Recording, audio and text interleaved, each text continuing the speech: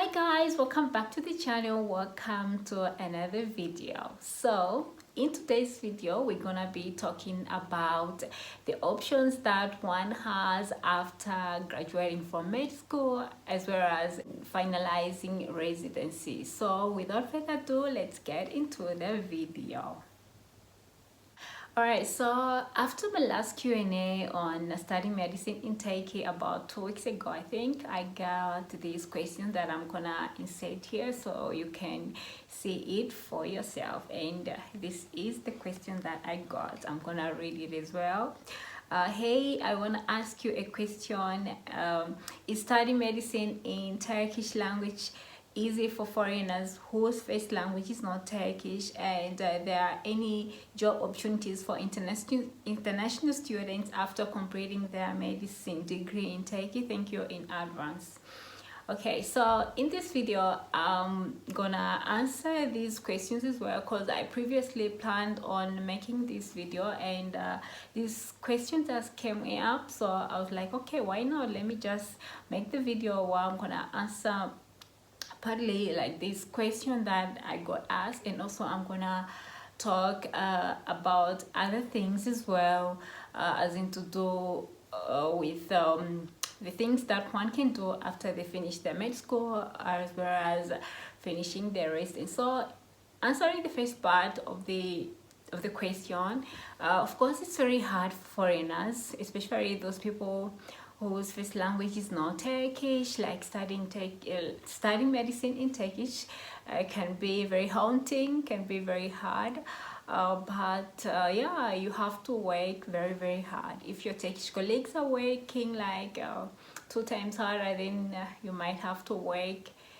10 times harder for you to keep in line with everything, all the schoolwork and stuff. And it's usually very hard during the first year, and then it keeps on getting better as the years pass by. So I hope I've answered that question. So let's talk about what options are there after one's finished the med school as well as finished residency. So after completing med school as a foreign student, you got 2 options: either leave the country or stay. So if you're leaving the country, of course you're gonna be going wherever you're gonna go. So let's say you want to go to the US, then you have to take the USMLE. If you're gonna go to the UK island, then maybe you might need to get the PLAB exam and so on, or else maybe you can decide to go to your home country.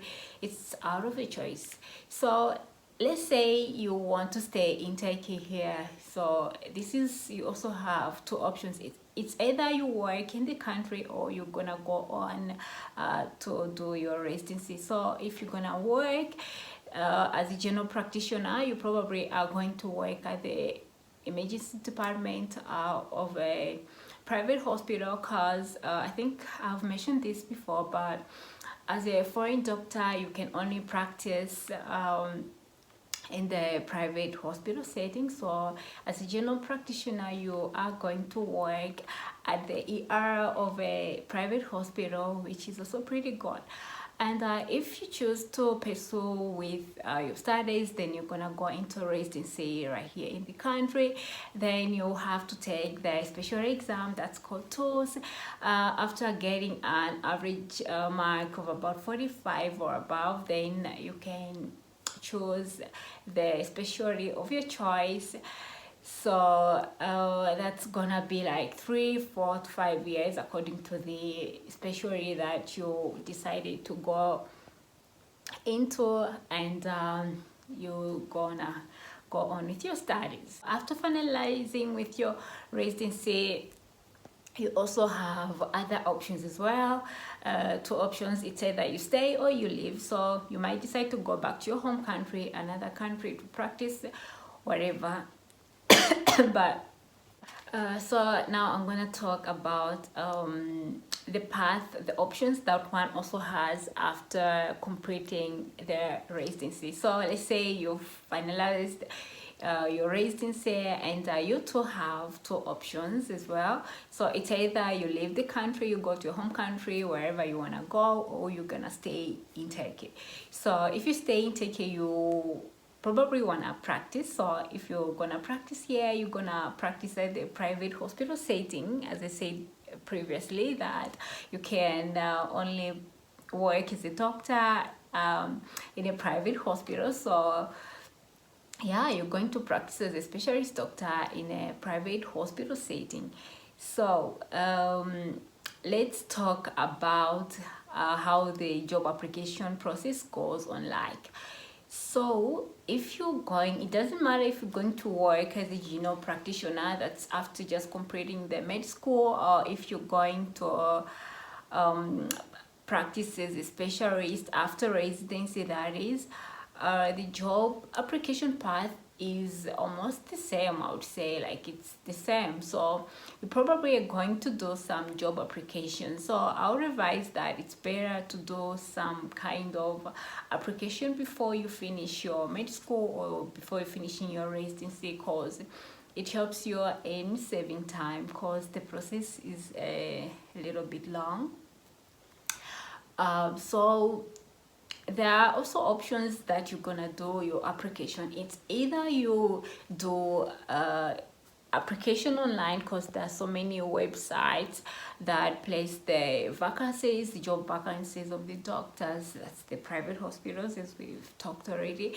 So you're gonna apply online, or it's out of your choice that you might want to personally go apply directly to the private hospital. It's either you're gonna go there directly and apply, leave your application personally, like drop your CV there. Okay, so let's say you have been hired, you've been hired by a certain private hospital. Okay, so from then your employer, which is maybe the owner of the hospital or whoever might be, but the employer is going to apply a work permit for you, because you cannot work as a doctor without a work permit. Then that's something illegal. So definitely your employer is going to make a work permit for you, is going to apply a work permit for you. And that's why I said the process is a little bit long. So you are going to wait for quite some time. So your employer is going to apply first to the district health office, just informing them like, okay, we got this doctor, we want this doctor to work for us, blah blah blah. So you're probably going to submit your diplomas and your address and other stuff that's needed at the time.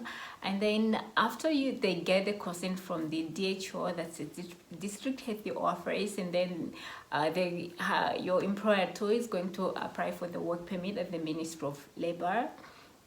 And after that application is successful, then they have to apply again to the district health office, and that's usually the final stage of the application. And you got the work permit, and then you can start working at the hospital where you've been employed. So I wouldn't talk, because it's more detailed and it takes some time.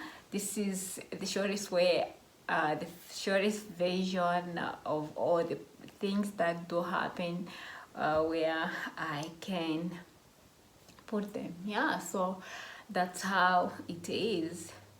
And one thing I should mention is that if you are a med student or you are a residency, you are always on a student residential permit. So as soon as you graduate, you have to go to the immigration department to inform them that you've graduated. Then you can apply like for a normal residential permit, with which that's when you can seek employment with So I hope you understand what I'm saying when I say like the process takes long, because you graduate, you have to change your residential permit type, and after you get your normal residential permit, that's when you can apply. Like that's what your employer can use in doing all the applications and all the stuff, the documented stuff that need to be sorted out at the time. So yeah, so the process can be hectic somehow, but I think it's worth it, because once everything is out, you're okay to work, and you don't have to wait for anything else, and that's it. Yeah, so if you've got any other questions that you're curious, you want to know, don't hesitate, drop them in the comment section down below. I'll be more than happy to answer them. And yeah, until next time, bye for now.